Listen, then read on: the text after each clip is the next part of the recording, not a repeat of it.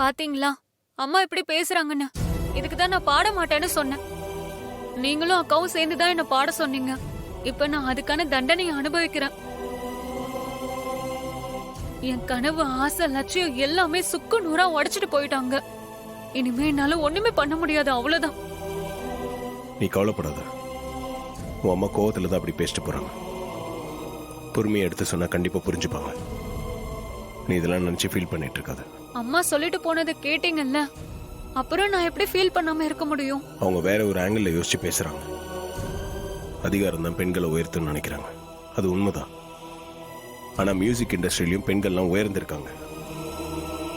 ஏன் ஜானகி அம்மா, சுசிலா அம்மா, இவங்கள மாதிரி ஜெயிச்சவங்க எத்தனையோ பேர் இருக்காங்க. அவங்கள மாதிரி தான் நானும் வரணும்னு ஆசைப்படுறேன். அம்மாக்கு தான் அது பிடிக்கலையே. இங்க பாரு சுவாதி, சில விஷயங்கள் அம்மாக்கு புரியலனா நாம தான் பொறுமையை எடுத்து புரிய வைக்கணும். உன் திறமைக்கு அங்கீகாரமா இப்ப நீ பிரைஸ் வின் பண்ணிருக்க. இது உனக்கு ஆரம்பம் தான். நீ போக வேண்டிய உயரம் நிறைய இருக்கு.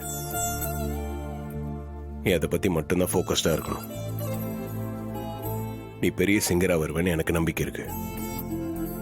கண்டிப்பா உனக்கு நான் எப்பவும் சப்போர்ட்டா இருப்பேன். நீ கவலைப்படாத. நீங்க இருப்பீங்க, ஆனா அம்மா உன் அம்மா ஒரு விஷயத்துல ஸ்ட்ராங்கா இருக்காங்க. அவங்க கிட்ட கொஞ்சம் கொஞ்சமா பேசி அது அப்படி இல்ல அப்படின்னு நம்ம தான் கன்வின்ஸ் பண்ணணும். அப்படி பண்ணாலே போதும், அவங்களும் உனக்கு கண்டிப்பா சப்போர்ட் பண்ணுவாங்க. இவர் சொல்றதும் சரிதான் சுவாதி. நானும் உனக்கு துணையா இருப்பேன். நீ நிறைய அச்சீவ் பண்ணணும், அதான் என்னோட ஆசை. நீங்க ரெண்டு பேரும் சொல்றது எனக்கு ரொம்ப என்கரேஜிங்கா தான் இருக்கு. ஆனா அம்மாவை நினைச்சாதான். உன் அம்மா மனசை மாத்த வேண்டியது என்னோட பொறுப்பு. நீ தயவு செஞ்சு எதையும் போட்டு குழப்பிக்காத. நிம்மதியா பாடுறது மட்டும் எந்த காரணத்துக்காகவும் நிறுத்திடாத. அதான் ரொம்ப முக்கியம்.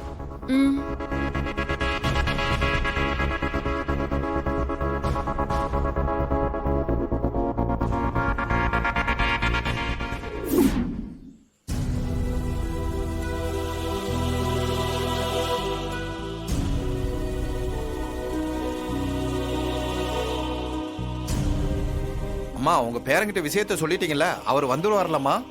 சொல்லிட்டேங்க ஐயா. வேணா இன்னொரு தடவை ஃபோன் பண்ணி பார்த்துட்டு வந்துடுறேன்.